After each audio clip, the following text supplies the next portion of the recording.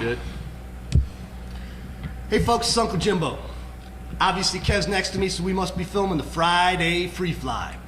We are once again sitting at Wando's in Madison, at the corner of University and Francis, where Madison's cultured booze weasels come to get lit.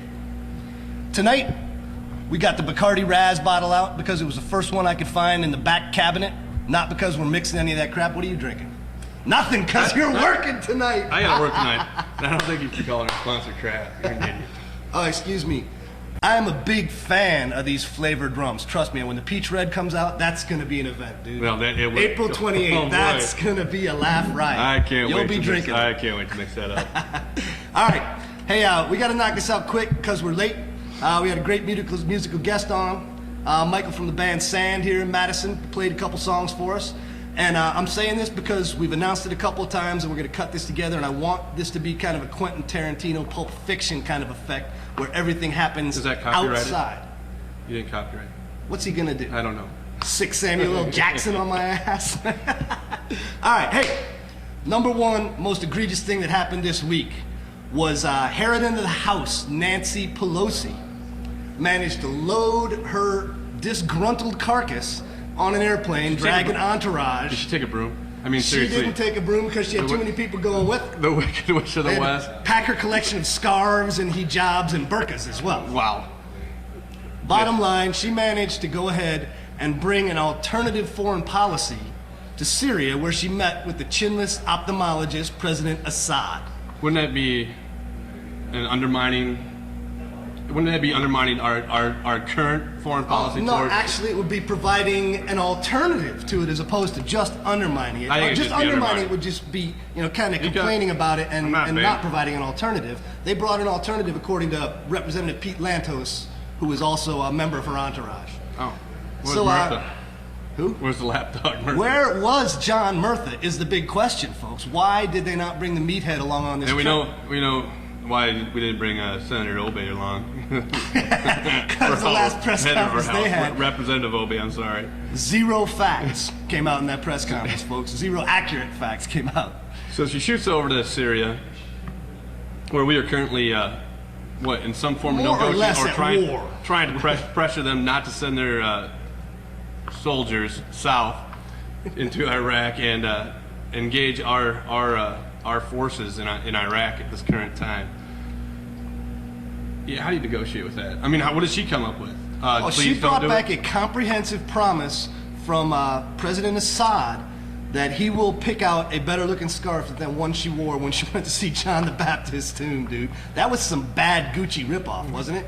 I'm gonna go ahead and make a fashion statement. Nancy, you look bad on a good day, and that was a bad day. So we can't have that. We cannot have two foreign policies. Where does her credibility lie? I mean, she won't listen to her own people. She voted for the war, and now she's against the war.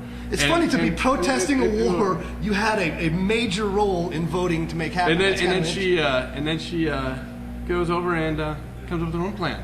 I wonder if that was brought up with the Joint Chiefs. I kind of doubt Petraeus is on board with General Pelosi's plan. Now, you got to wonder about one thing, though. I mean, I went ahead and actually looked up in the Constitution what the role of the Speaker of the House is. And, dude, it's got a lot to do with committee assignments and absolutely nothing to do with foreign policy. I don't understand. I don't get it. I mean, the House of Representatives is supposed to do what? Represent the people Yeah. in the House. Distribute the the lower poor. House. And I don't think she's representing the people. She doesn't represent her own people. And she obviously doesn't represent my people. Well, and, she and represents the far right really aren't being represented by her. So she absolutely is speaking gibberish to. Well, no, she's acting in favor of the mandate from the last fall election we had, where the Democrats won both houses and where people overwhelmingly got on board to get out now. It was an absolute withdrawal mania. That's what every Democrat She had ran on, right? $100. She didn't make it. So since we're not withdrawing $100, she had a pretty good $100. I got to give her that, dude. They did some stupid things. Hey, whatever. I really have nothing to say about this anymore. Let's talk about how the Iranian president, which I can't pronounce his name. I'm a nut job. He was nice enough to pardon 15 kidnapped. British soldiers and sailors. No, not sailors and Marines. There Whatever. were no soldiers involved. They're still soldiers. They were not either. Whatever, Marines. No, the nice thing was, pardoning was the perfect way to pull it, because you don't have to go through the trouble of actually trying them and having all that pesky evidence about GPS satellites and the tanker that they were actually boarding showing that they were in Iraqi waters. You can skip all that, pardon them, make it an Easter gift, which is another great Muslim move, right? Because Islam accepts Jesus as a minor prophet. Consequently, all his holidays are good little minor, maybe what Achnard gets a half day off at school or at mosque, at madrasa, right? He gets to go home, hunt Easter eggs, and this time he can think of the glorious present that Mahmoud Ahmadinejad gave back to Tony Blair and the British people by releasing those hostages. Bravo.